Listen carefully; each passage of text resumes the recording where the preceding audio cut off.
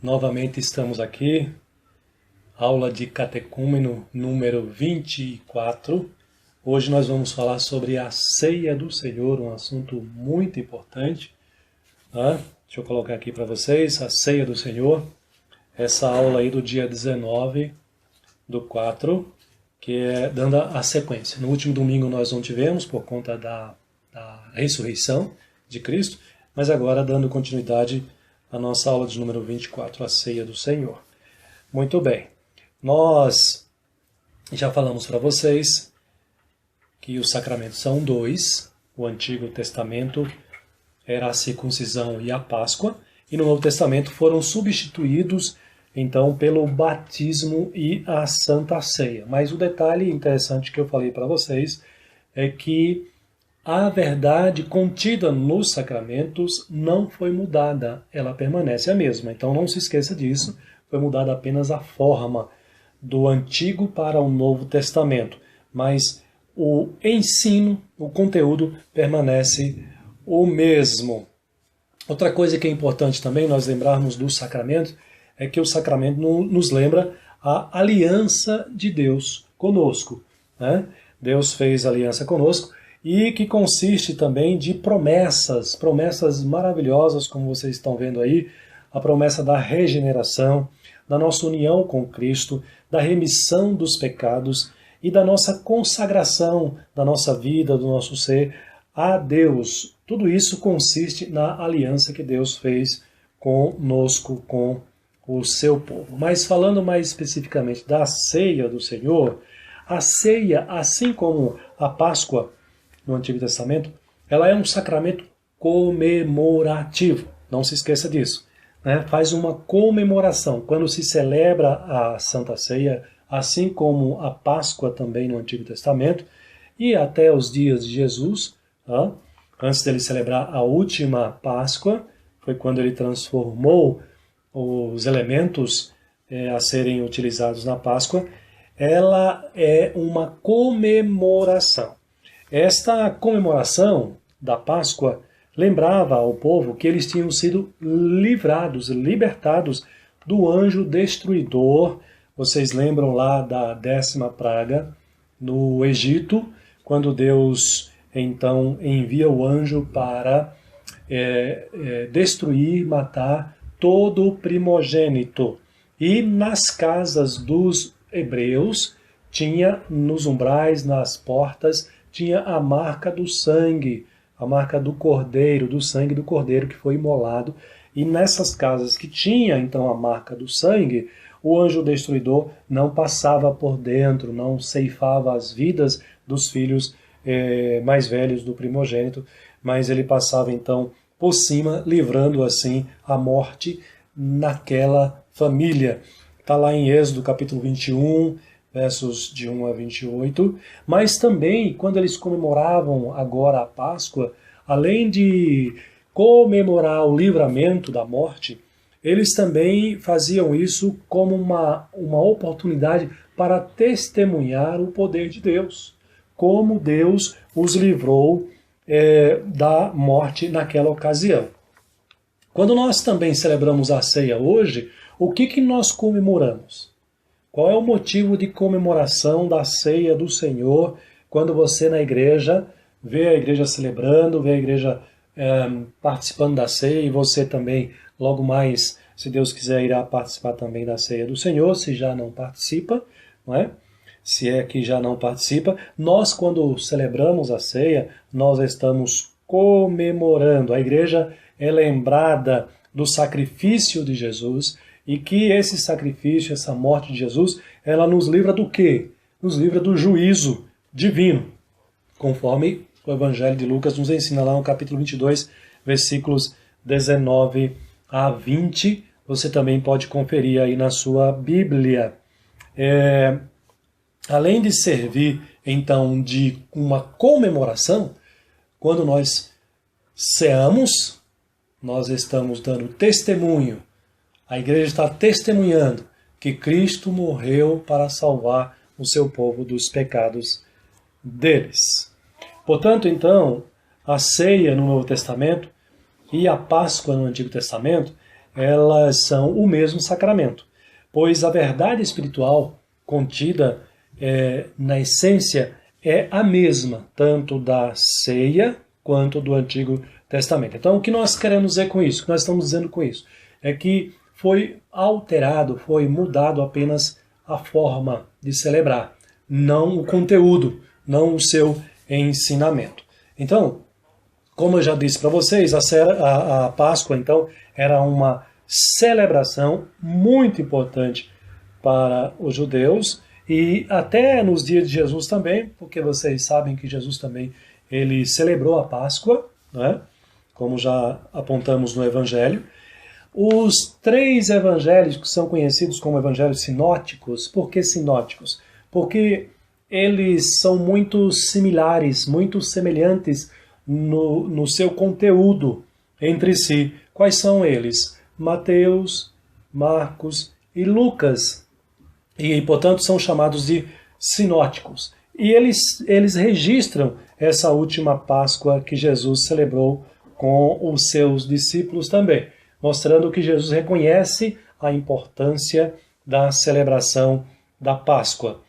E nessa última Páscoa, conforme registra Mateus, capítulo 26, versículo 26, Mateus diz que Jesus, enquanto comia com os discípulos ali a Páscoa, ele vai lá, toma um pão, toma o cálice, e a partir desse momento Jesus institui a ceia do Senhor. Foi o momento então dessa transformação, dessa mudança da forma como era celebrada a ceia do Senhor.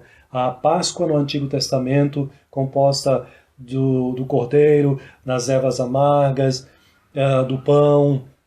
Agora Jesus, ele simplifica a forma, a maneira como se celebra, mas o conteúdo, como eu já disse, permanece o mesmo. Então veja que o que é importante nós entendermos é que a ceia, como nós ministramos hoje, composta do pão e composta do cálice, ela foi instituída pelo Senhor. E você sabe muito bem que o ensinamento de Jesus, com respeito ao que representa esses símbolos, o pão passa a ser um símbolo juntamente com o cálice.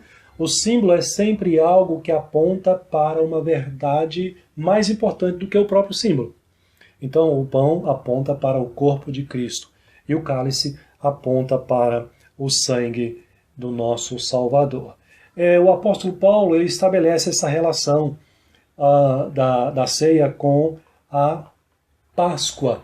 Ele diz lá em 1 Coríntios capítulo 11, 23, que na noite em que o Senhor foi traído, aquela noite em que ele foi traído, foi a noite da Páscoa. A traição ocorreu na noite da Páscoa, a noite em que os judeus celebravam a Páscoa. E ele está dizendo lá nesse texto que nessa noite Jesus tomou o pão, deu graças, tomou o vinho, tomou o cálice, deu graças e repartiu entre os discípulos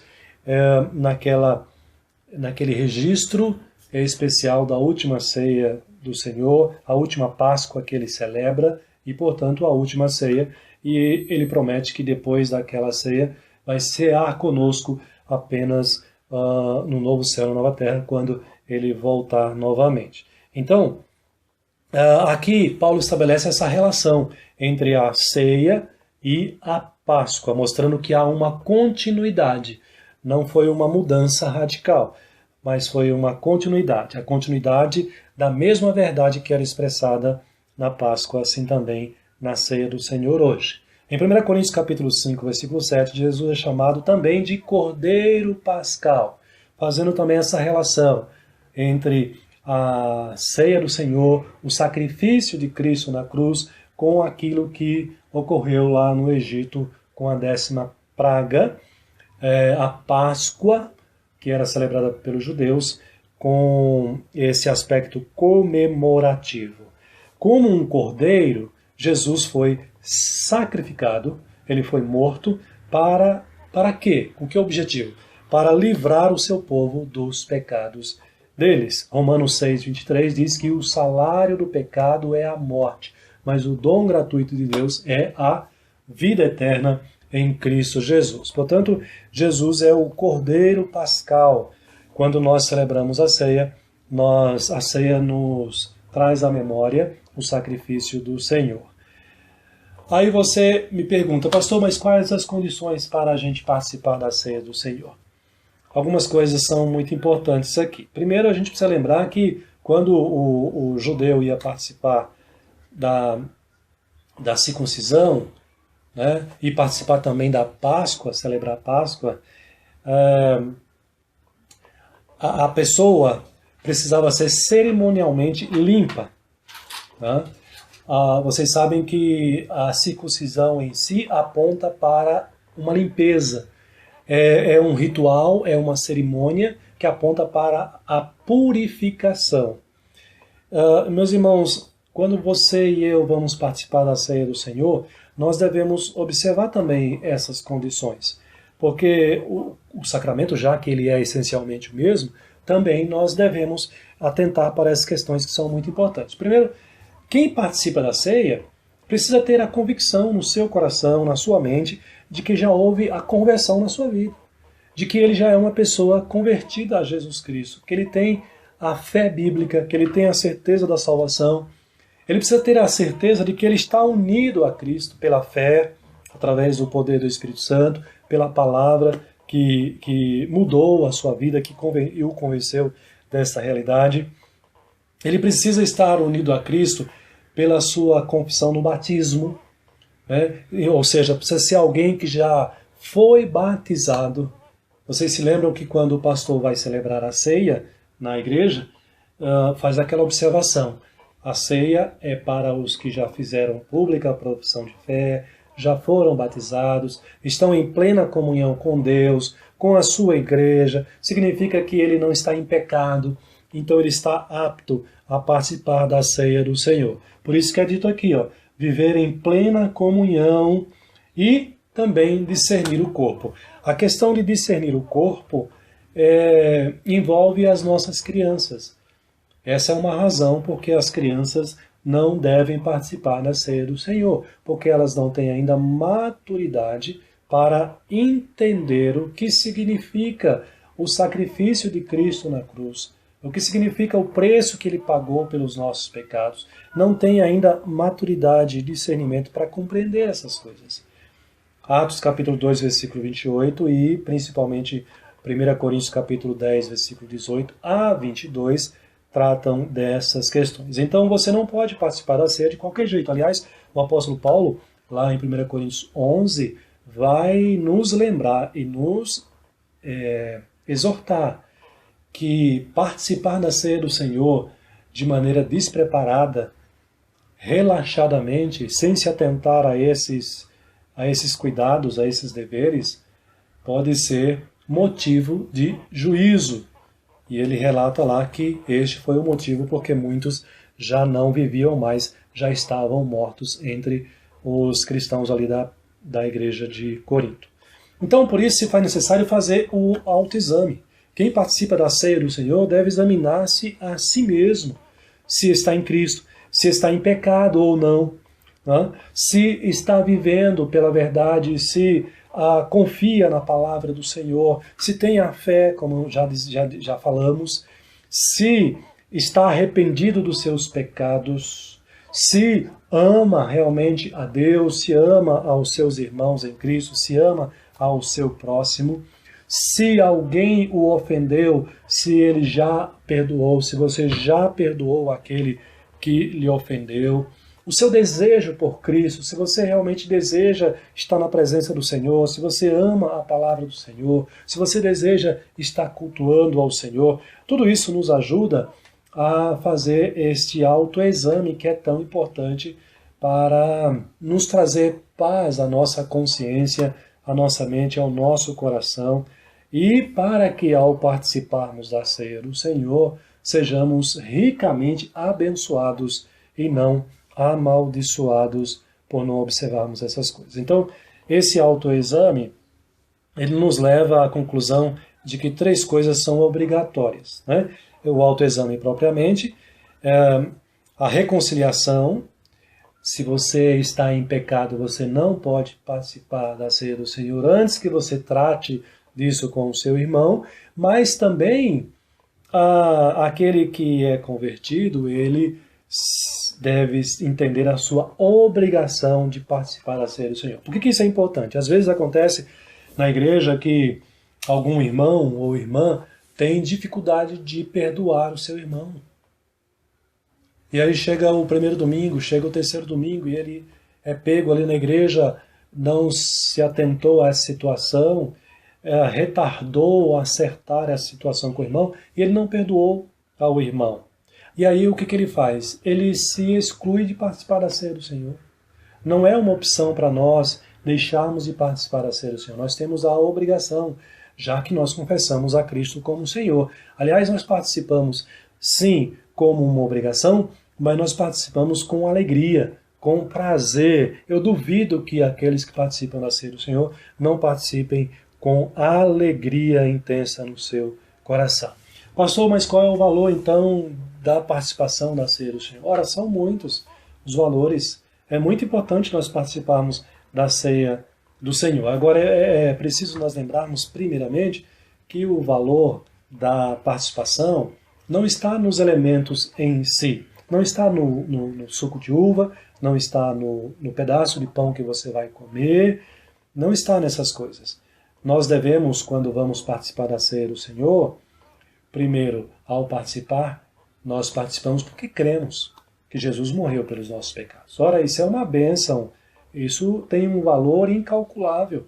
Você tem a fé que Deus te deu, que te leva a crer no sacrifício de Jesus. Isso traz paz à sua consciência, traz paz ao seu coração, traz segurança à sua fé.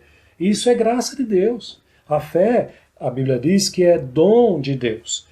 Você, ao participar também, você crê que ela foi instituída por Jesus Cristo para algumas coisas importantes. Primeiro, quando você participa, você está ali ciente de que você tem a paz com Deus, tem a vida com o Senhor. Então a ceia é como que ela sela a nossa vida com Deus. Ela comunica aos que também participam da ceia, ela comunica os benefícios dessa redenção de Cristo para as nossas vidas, não é? Quando nós participamos da ceia do Senhor, nós nos alimentamos do pedacinho do pão e daquele pouquinho de suco de uva. Aquilo não é suficiente para alimentar o nosso estômago, o nosso corpo.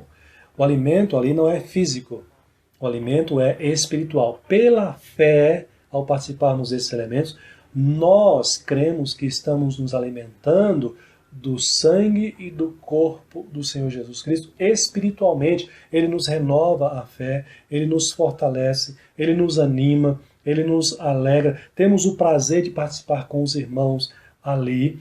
Esse poder não vem do pão e não vem do suco de uva em si. Não é uma transubstanciação, não é uma transformação desses elementos. Mas é pela fé que Deus te deu, que você crê, você acredita, que aquilo que Jesus fez lá atrás, que o pão traz a sua memória e o cálice traz a sua memória também, ali o sangue de Cristo, o corpo de Cristo sendo morto na cruz, sendo sacrificado na cruz do Calvário, você, pela fé no sacrifício de Cristo, você é fortalecido, você é abençoado. Então, esses são os benefícios da redenção para a nossa vida, a vida com Deus. E concluindo, então o crente, após receber o sacramento da ceia, como é que você deve reagir na sua consciência com Deus? Primeiramente, eu diria que nós devemos ser gratos a Deus, né?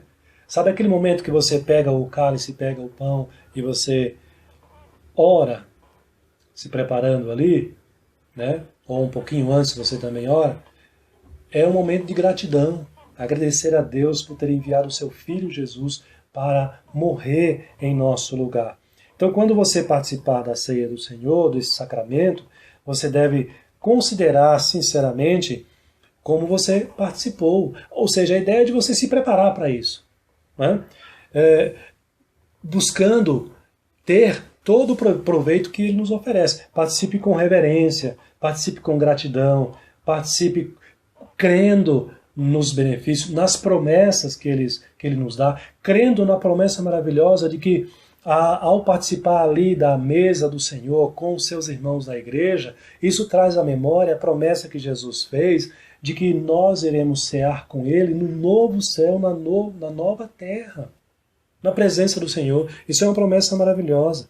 Nós devemos considerar que ao participar da ceia, nós somos vivificados e nós somos confortados pelo conteúdo que ela nos apresenta.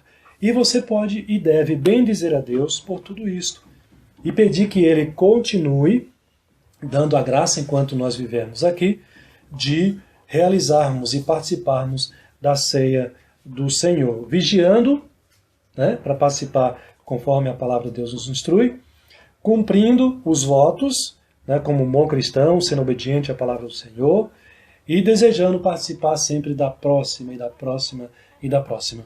E eu abro um parênteses aqui para lembrar para você, que deve ser motivo também da sua oração. Esse tempo nós estamos impedidos de cear, de celebrar a ceia do Senhor. Eu acredito que você, como um bom cristão, você está desejando que as coisas voltem à normalidade para você poder participar da ceia do Senhor. E eu também. A ceia do Senhor nós não podemos fazer assim como estamos fazendo a aula. Não pode ser ministrada virtualmente.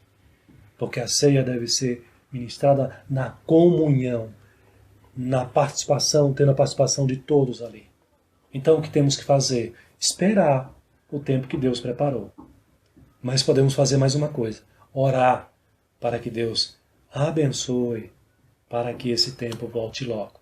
O tempo que nós poderemos estar novamente na casa de Deus, juntos, participando da ceia do Senhor, com alegria, com gratidão, com louvor a Deus. Faça isso, meu irmão, minha irmã, se preparando para em breve retomarmos e participarmos da ceia do Senhor. Que Deus abençoe a sua vida, enriqueça e aumente a sua fé a cada dia mais. Estou orando por vocês e peço que vocês também orem por mim. Um forte abraço a todos. Que Deus abençoe. Amém.